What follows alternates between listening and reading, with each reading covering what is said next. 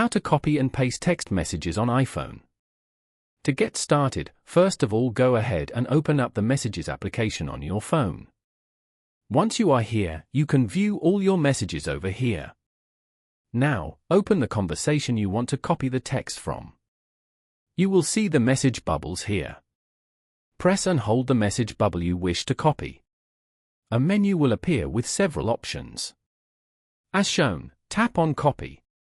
Now, tap on the text input field at the bottom. Press and hold.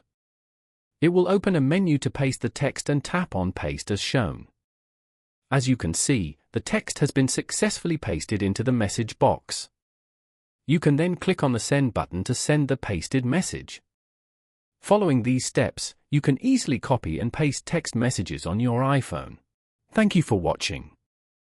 Please leave a like if this tutorial helped you, or leave a comment below if you have any questions related to the video.